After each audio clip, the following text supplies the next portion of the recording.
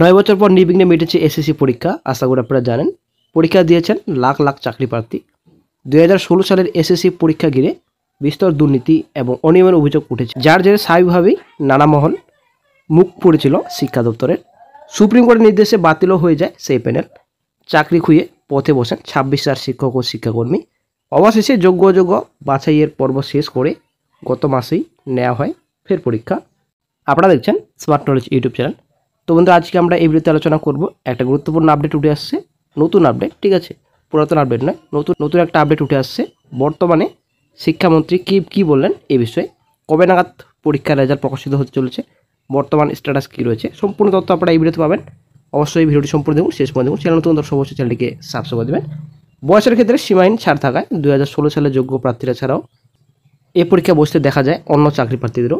তবে পরীক্ষা তো হলো, কিন্তু ফলাফল, ভাগ্য পরীক্ষার ফল প্রকাশ কবে, সব মিলে একেবারে ছক কষে নেমেছে এসএসসি দপ্তর। আর না মেনে বা উপায় কি, সুপ্রিম কোর্টের বেঁধে দেওয়া ডেডলাইনে করতে হবে কাজ। শীর্ষ আদালতের প্রধান বিচারপতি বেঞ্চের নির্দেশ ছিল মে মাসের মধ্যে নিয়োগের বিজ্ঞপ্তি প্রকাশিত করতে হবে, আর গোটা নিয়োগ প্রক্রিয়া শেষ করতে হবে চলতি বছরের 31 ডিসেম্বরের মধ্যেই।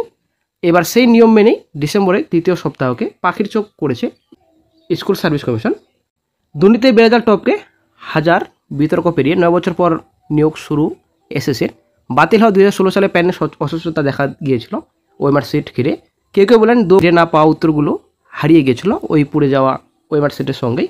তবে এবার আর সেই অসুস্থতা তৈরি কোনো পথ খোলা রাখতে চায় না শিক্ষা দপ্তর। পরীক্ষা শেষ হওয়ার সঙ্গে সঙ্গেই পরীক্ষার্থীদের হাতে তুলে দেওয়া হয়েছে উত্তরপত্রের কার্বন কপি। তো এবার চলে আসছে শিক্ষামন্ত্রী ব্রাত্য বসু কী জানালেন এই বিষয়ে। ফলাফল সবার চোখের সামনেই রয়েছে। ভারতবর্ষে আর কোনো রাজ্যে কখনো এমনটা হয়নি যেখানে প্রশ্ন এবং উত্তর ওয়েবসাইটে আপলোড করা হয়।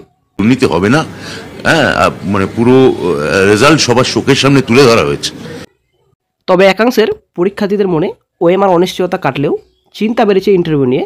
কেউ বলছেন ইন্টারভিউ কতটা স্বচ্ছ হবে তা নিয়ে সন্দেহ রয়েছে। অবশ্য শিক্ষামন্ত্রীর দাবি এসব হাস্যকর, কিছু দুর্নীতি হবে না। আমি শুধু এটাই কামনা করি যেন যোগ্যরা তাদের চাকরি আবার ফিরে পান। এসএসসি সূত্রে খবর, চলতি মাসেই হতে পারে ফল প্রকাশ।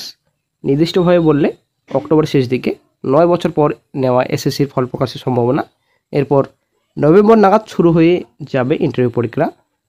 ডিসেম্বর তৃতীয় সপ্তাহের মধ্যেই শেষ হবে নিয়োগ প্রক্রিয়া। তো বন্ধুরা, এদিকে কিন্তু রাজ্য সরকার এবং কমিশন তোড়জোড় শুরু করে দিয়েছে রিক্রুটমেন্ট প্রসেসে, ঠিক আছে। সম্পূর্ণ নিয়োগ প্রসেস দ্রুত যেন কমপ্লিট হয়, এদিকে কিন্তু তোড়জোড় রাজ্য সরকারের।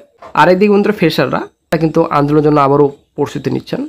কারণ একটাই, শূন্যপদ বৃদ্ধি এবং ইন্টারভিউ আগে যে 10 নম্বর দেওয়া হচ্ছে এক্সট্রা অভিজ্ঞতার নম্বর, তো সেই নম্বর দেওয়া যাবে না ইন্টারভিউ আগে। নতুন করে একটা কেস ফাইল করার পরিকল্পনা করছেন ফ্রেশাররা।